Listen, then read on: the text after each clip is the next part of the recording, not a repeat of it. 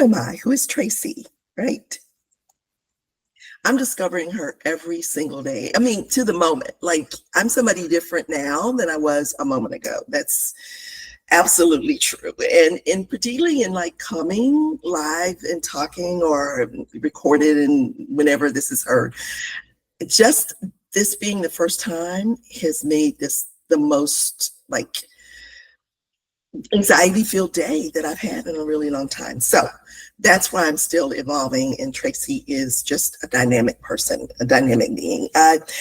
Traci with an I is highly imaginative. She's a deep thinker. She's an artist whose artistic expression is music and the written word and dance. And she's a foodie convert. Like I wasn't that before, but in this lifetime now I've become a foodie. Although I don't cook much anymore, I am a good cook.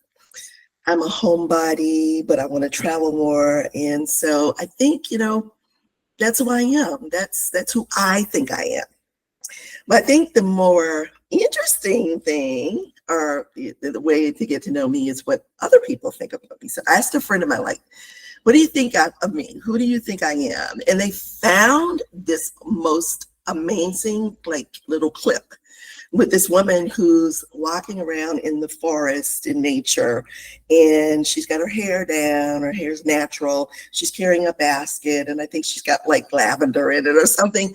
And here's what it says: you walk like a queen, you love like a hippie, you speak like a sailor, you travel like a gypsy, you garden like an oracle, and you work like a warrior.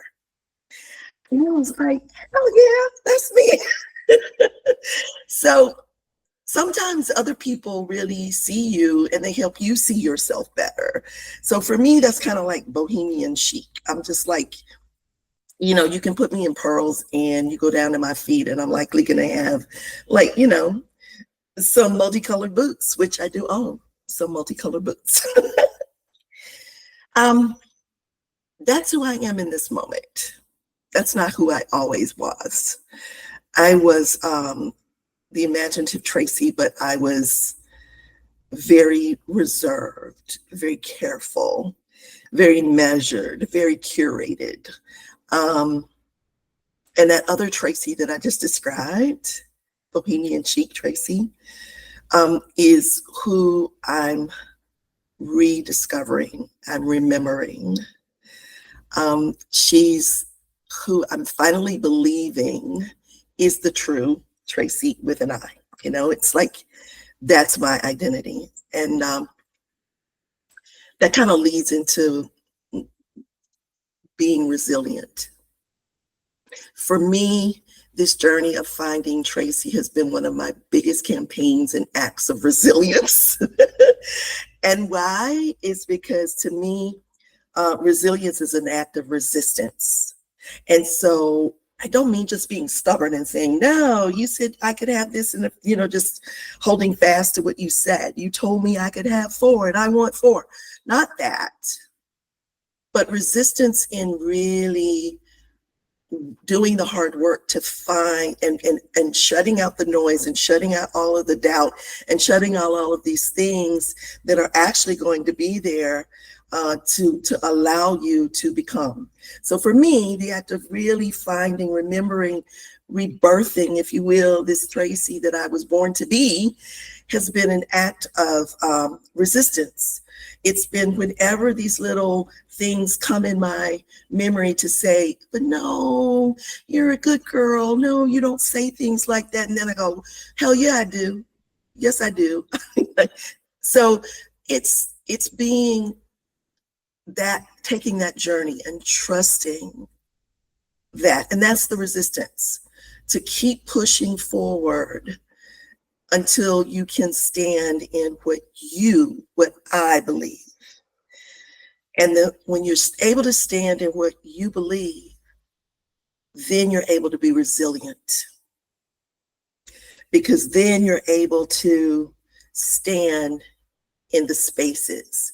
You don't need something to be right or wrong. You can move beyond the binaries, right? Right or wrong, or good or bad. And you can find peace in the spaces, in the gaps, in the uncertainty.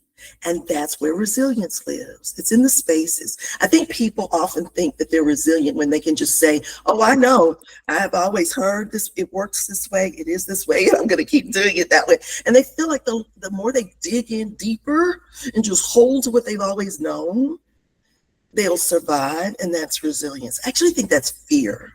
I think it's when you just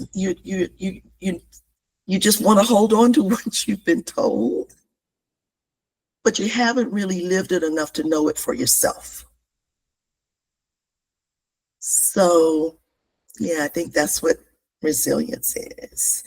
It's peace. And I'm at peace. I think that that's finding that peace in the process is resilience. Let's see. So, yeah, finding Traci and being true to Traci to date is my biggest act of resistance and resilience. And why would it be so difficult, right, to get back to who I believe I was born to be? So 6 decades of life here. Unbelievable, but that long it's taken me to dislodge the anchor. It's like an anchor that's been thrown over a ship that was supposed to hold you and keep you safe, right? Keep you in the boat, keep you from capsizing. But what it also did was it kept me from moving. The anchor kept me fixed. It kept me in place. It kept me intact. It kept me rooted and grounded, sure enough. But the irony of it is all the people around me who loved me, who cared for me, needed me to do something different, be something different, but they wanted the anchor to stay in place. And that just didn't work. I couldn't be all things to all people and stay anchored. And I couldn't really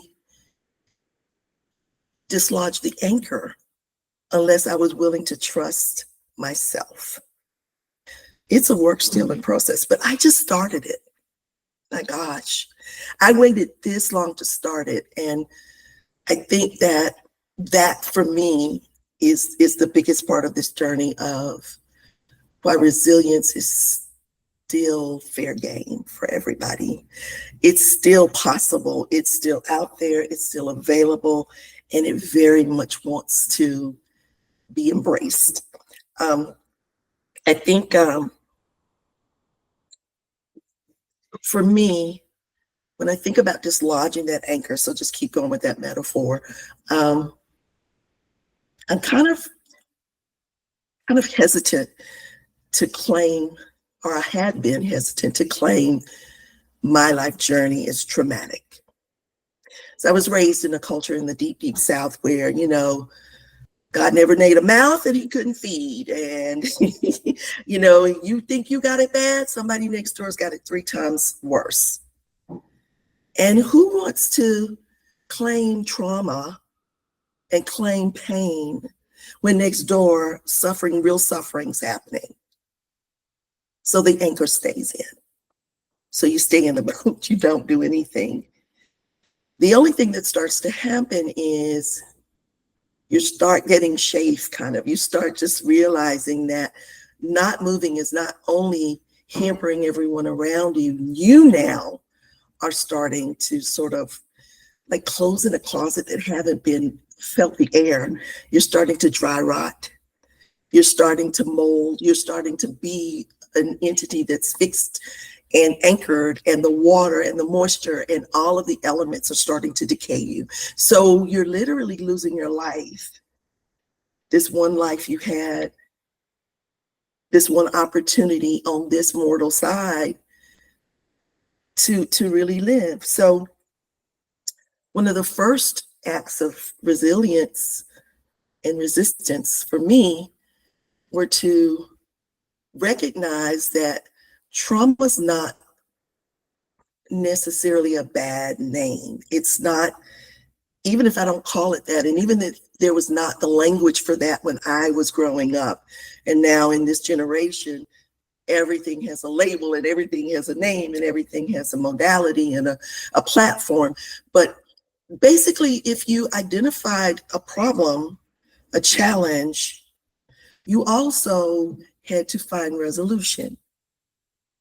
And you did that through prayer, essentially, because you certainly didn't talk to anybody about it. You don't do what I'm doing, you don't share your story. But what I've come to believe and I'm coming to embrace is that this journey, as I say, of finding resilience and finding your own convictions of beliefs begins with dislodging the anchor. It begins with seeing, well, what happens when this boat starts to move? What happens if it capsizes and I fall the hell over? What happens then? What happens when everybody who was depending on me to have the answers can't find me anymore because I'm not even in the boat? I've jumped out of the boat. I freaking literally jumped out of the boat and just started to flail for a while. But I was out of the boat. And in the flailing, I began to create my own story, my own beliefs, my own convictions, make my own mistakes, learn my own lessons, create my own best practices. And then in this very short time, because in the 6th decade of my life, at 60, I jumped out of the boat, literally, dislodged the anchor, jumped out. And I began to live a life as a single woman. I chose that. It was a very difficult, most difficult choice I've ever made in my life. But in the flailing, in the floundering, in the now 3 years post living, I've been able to engage with friends and family and new people and strangers in ways I never thought imaginable. And I believe, and I'm convicted that it's been healthier for everyone. It's been healthier, number one, for me, because now I have something to say. I never even had anything to say before. I mean, decisions were probably free for me in other people's minds to make, but I didn't freely make them. But now I am making them. I'm making decisions. I'm making mistakes. I'm making the decision to share, to be vulnerable, and to put this story, whether it qualifies for you or anyone else's trauma, in perspective. Because when I do that, I'm not erased. I'm not diminished. I'm allowed to shine. I'm allowed to be bright. I'm allowed to be demure. I'm allowed to be whatever the catchphrase is. And at the same time, I'm able to see and hear and understand the stories of others. Now, I don't just have to hear that the trauma next door is 10 times worse than mine. I've got some lived experience that helps me relate to whatever it is. And by gosh, I just may be able to help someone else dislodge the anchor too. Because life is more fulfilling when the anchor's dislodged, when you're free. That's what we want, a fulfilling life, so that someone else's life might so too be fulfilled.